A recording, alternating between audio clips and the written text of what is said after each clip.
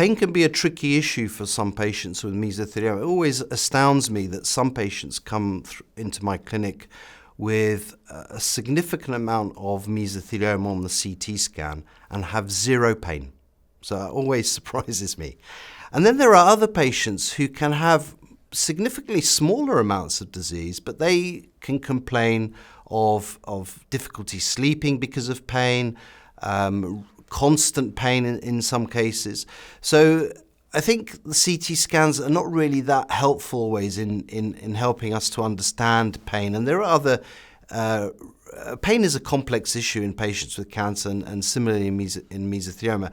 However, I would strongly encourage patients who are having significant issues with pain, if it's not controlled with simple analgesia or with opiate analgesia in some patients, is have very early referral to community palliative care, to the local hospice where they can go, for example, as a day patient, where there's much more expertise and experience of managing pain control.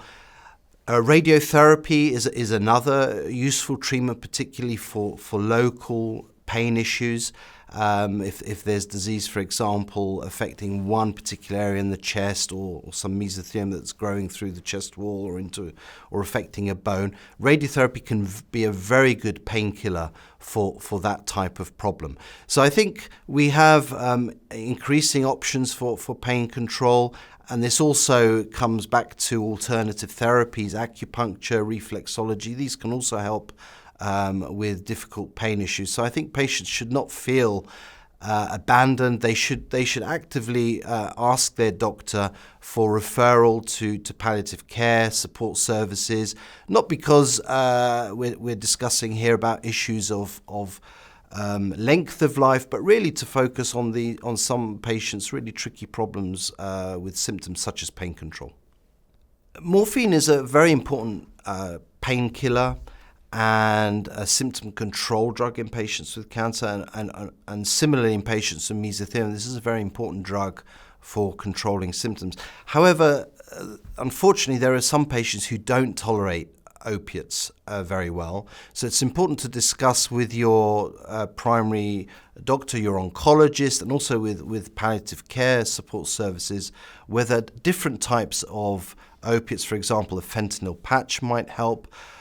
Some patients derive benefit from drugs that put nerves to sleep, what we call neurosedatives. These are drugs that particularly control very sharp pain where the mesothelioma is affecting nerves.